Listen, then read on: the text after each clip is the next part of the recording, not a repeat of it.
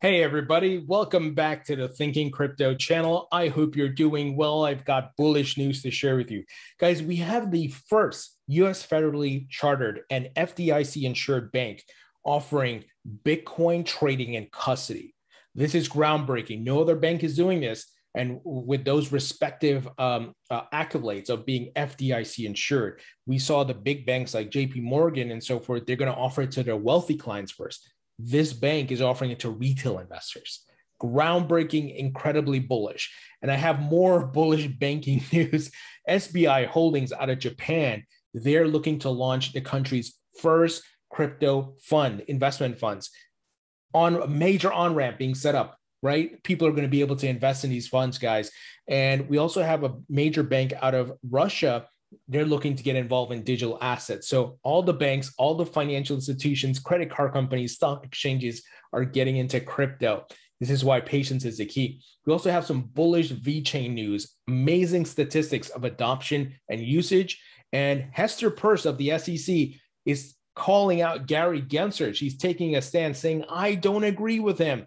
And we know this, right? She's put out some comprehensive regulations, but it has to be adopted by all the commissioners. So I like this move, and obviously it plays well for Ripple in the XRP lawsuit. So we're going to break it all down. Before we do, please hit the thumbs up button, leave a comment below, and hit the subscribe button if you're new here. It helps support the channel, and it doesn't cost you anything.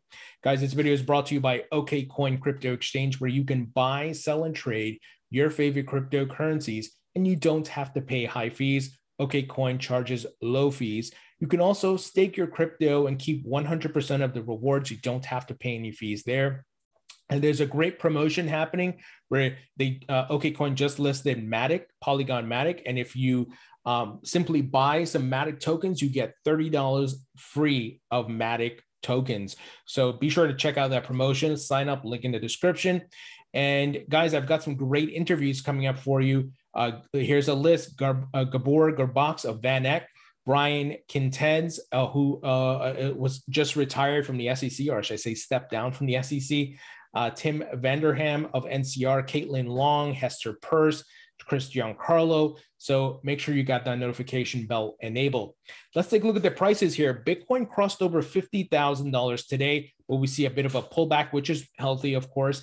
Ethereum is blasting off right now. It's over 3,800. Cardano is at $3. It crossed over $3 last night. Incredibly bullish. Congrats if you're holding Cardano. XRP to $1.27. And look at Solana, man. If you're holding Solana, congrats. It's at $130, up near 74% from a 7-day perspective. I don't hold any Solana, but I'm happy if you are. If you're making money, I'm happy for you, right? I'm here to make money too. So, but I am up from my entry points when I got into the market, guys. And I've been here since late 2016.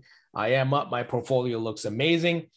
So if you look at the Bitcoin weekly chart, I'm not too comfortable with this, guys. Remember what I've been talking about: 5 green candles in a row. Where's that red candle? I only see one, and it's this small. So it's not the 2 to 3 red candles that I'm expecting. And I do think we might see a pullback in this month, I should say. It won't be anything major. It'll shake out some of the weak hands, I think. And we're going to build support levels, and we're going to keep moving up. I do believe all-time highs are coming. We're going to hit them possibly end of this year or into next year. We'll see how the market plays out. Now, check this out from Charts BTC, Bitcoin on this date. And it shows the price as of September 2nd, today, and the previous years. And it's just great to look at this because it gives you perspective, guys, and why hodling and patience is so important. In September 2011, September 2nd, 2011, Bitcoin was $8. I wish I had gotten at that price. And, you know, right now they use the $50,000 price mark for today. But last year, just last year, guys, September 2nd of last year, $11,458. Even if you bought then, what a gain. You're making money. And of course, the altcoins follow Bitcoin's move, guys. So bullish. And I don't think any other asset class gives this type of returns. And that's because you have a finite supply. It's an emerging technology. It's global. It's not like a specific market like the US market or just in some European countries market or Hong Kong stock market or something, right? This is global. You can be anywhere and participate in this asset class. It's amazing. And here's a growing sign of an institution adoption. Anthony Scaramucci, who owns Skybridge Capital, of course, he now has 20% of his total assets in Bitcoin, up from 5% last October. Now, many of you may remember my interview with Anthony from 6 months ago. If you haven't seen it, link in the description, check it out. He's an institutional investor and he has a hedge fund and they're buying crypto, guys. And here's another big bullish news. That this news is incredibly bullish, guys. It's not hyperbole. Let me read you the details. Bank becomes the first chartered U.S. bank to offer Bitcoin buying and custody. They are the first to be FDIC insured and have that charter to offer these services.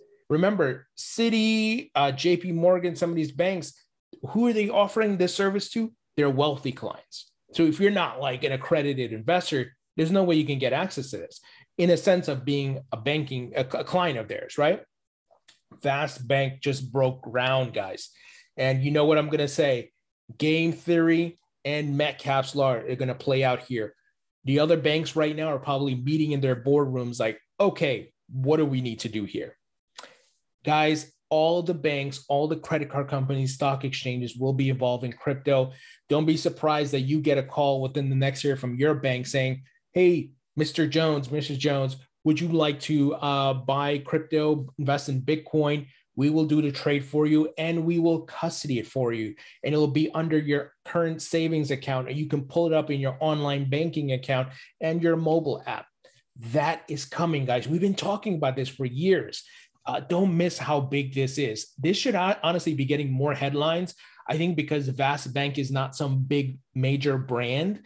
That's probably why. But this is huge, guys. This is huge. So Bank has become the first U.S. bank with FDIC insurance and a Federal Reserve charter to offer Bitcoin services.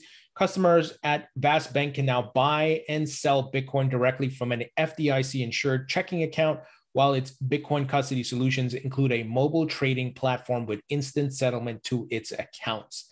Wow. Vast groundbreaking ability to buy, sell, and custody Bitcoin within the bank comes after it was approved by the Office of the Comptroller, OCC, and the matter was discussed with the Federal Reserve, Forbes reported. Bank CEO Brad Shrivner implied in an interview with Forbes that a U.S. bank is the best place to buy Bitcoin. We're familiar with regulation. We're going to do the right things. We're going to do things to make sure the financial system is kept safe and sound, he said. Now, a couple of things.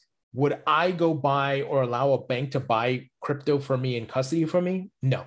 I, as a user who I would say is more advanced, as long compared to the mass population, a lot of you listening to this are probably more advanced or at intermediate levels. You go buy your own crypto, you put it in a hardware wallet, you self-custody, right? That's what I do. Now, would my dad do that? Would my mom do that? My grandmother, my grandma, my aunts and uncles? No, they're going to go to the banks they know, right? If they have their money in JP Morgan or Bank of America, guess what? They're going to be like, yeah, you know what? You guys buy it for me and custody for me because they trust it, right? And they may not have the time to go research crypto, which can be, a bit intimidating to people who are not technologically savvy, right? Let's be real. And you got to keep in mind, there's going to be a certain segment of the population that's going to do this, but I don't care if they do it or not, right? I should say if they use an exchange or not, as long as they're getting into the market, right?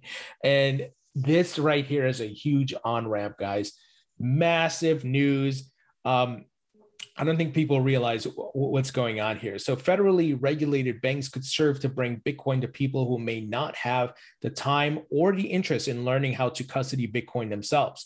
Shrivner commented, there's lots of different customers out there and that may want to control everything and have their own wallet, their own passcodes. And then there are those who are crypto curious and may prefer to work with a bank or an intermediary just because they don't quite understand. And of course, and look, trust is a big part, right?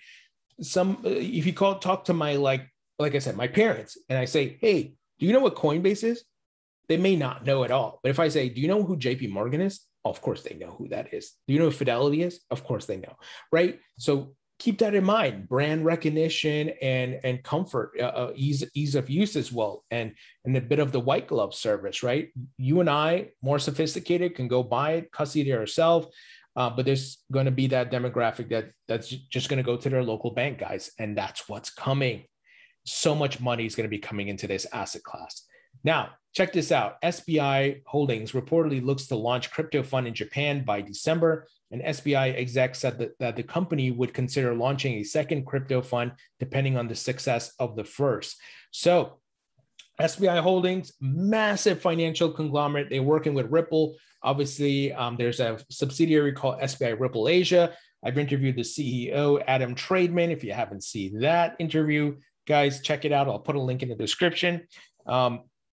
SBI is huge. They're obviously looking to do some great things with Ripple and XRP, but they also have their own exchange. They also have a mining investment firm. I think it's, they have a division that's investing in crypto mining. So they're doing big things. They see what's the future here. So Japanese financial conglomerate SBI Holdings is reportedly planning to set up one of the first funds in the country, giving investors exposure to crypto. According to a Thursday Bloomberg report, SBI, aiming to have a crypto fund available by the end of November, will offer residents of Japan the opportunity to invest in Bitcoin, Ethereum, Bitcoin Cash, Litecoin, XRP, and others. Tomoya Asakura, a director and senior managing executive officer at SBI, said the company could see the fund growing to several $100 million, with investors likely being required to deposit a minimum of 1 to 3 million yen, or looks like between $9,000 to $27,000 at the time of publication. Wow, guys, here's a quote. I want people to hold crypto together with other assets and experience firsthand how useful it could be for diversifying portfolios. Love it, love it, love it, love it. See what's happening. And again, it's not just in one country. This is a global asset class. You have retail investors from around the globe, institutions, banks, stock exchanges from around the globe getting involved. If you're still on the fence on crypto, I don't know what else you need to see of what is coming. Maybe you need to hear from your local bank, and that's going to come, but that might be too late for you. You'll be in the dumb money crowd buying the top. So here, Russian Sberbank, if I'm saying that right, plans to register its digital asset tool in September. As the largest banking and financial institution in Russia and one of the world's biggest public companies, Sber's move into digital assets is a significant one. Yeah, that's an understatement. This is so bullish. So Anatoly Popov, deputy chairman of the executive board at Sber, said that the bank is planning to have registered its digital asset issuance platform with the Bank of Russia, the country's central bank, by mid-September. Wow, guys. I mean, my goodness, they're going to be allowing you, providing trading and custody services for you to buy and sell your crypto and store. And then they're going to be issuing a lot of digital assets, probably tokenized stocks, real estate, and so forth. And then a lot of them probably going to issue their own token. So that trifecta, so to speak, I think that you're going to see a lot of that happening in the future, guys, and that could be over the next 3 years. So they're going to be coming in and they're going to launch these services. All right, VeChain. You guys know I'm bullish on VeChain. I think VeChain, the VeChain token, can go to $1 this bull cycle, and I'm earning my VThor, and we're seeing just some amazing adoption and statistics here. VeChain Thor mainnet reaches 10 million blocks milestone with no downtime. Supply chain management platform hits blockchain milestone as major consensus upgrade nears.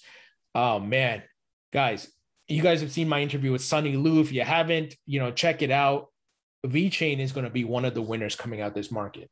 If you say like, hey, 90% of the coins in this market are going to go away, VeChain is not going to be one of them. They're going to be one of the winners that are here. So the VeChain Foundation posted the achievement on its Twitter feed on Wednesday, adding that it was a major milestone that is a testament to our public blockchain scalability, security, and rock-solid stability. The VeChain Thor network has now surpassed 10 million blocks and was currently processing block number 10,004,141 at the time of writing. Comparatively, Bitcoin has recorded a 99.98% uptime since January 2009, according to this tracker. Guys, don't be surprised when this VeChain token goes to $1. All right. Hester Peirce was on CoinDesk, and by the way, I'm going to be interviewing her at the beginning of October, and hopefully the Ripple XRP lawsuit is settled by then. But here's a quote. One area where the chair, Gary Gensler, and I don't see eye to eye is a lack of clarity around when something is or is not a security. Boom. And then she talks about her token safe harbor proposal 2.0, DeFi regulation, and more. I wish she could become the chairman and kick Gary Gensler back to Goldman Sachs, where he came from, because he's trying to, like I talked about ad nauseum, he wants to control the crypto market because he wants his Wall Street pals, the Goldman Sachs folks, to control crypto as much as possible. But we know he's trying to do overreach here. And we know the CFTC has something to say about it. And my interview with Brian Contends, we're going to talk about that. And Chris Giancarlo, we're going to talk about that as well. And we know the stupid BS lawsuit that Jay Clayton put out, and the corruption and the conflicts of interest of Jay Clayton and William Hinman. So, man, I wish, maybe this is the path to Hester Peirce becoming chairman eventually at some point. But I like that she's coming out and taking a stance. And her and Elad Roisman have really been trying to help the crypto market instead of killing regulation, killing innovation with over, hard ass regulations. And Gensler, it gets me so frustrated. It's so angry, but I'm glad that she's on our side here trying to push things forward. So guys, what do you think about this news? This Sberbank news is incredibly bullish. And I hope you would share this video to people who are skeptics about cryptocurrency so they see what's happening. So leave your thoughts and comments below, hit the thumbs up button, share this video, and I'll talk to you all later.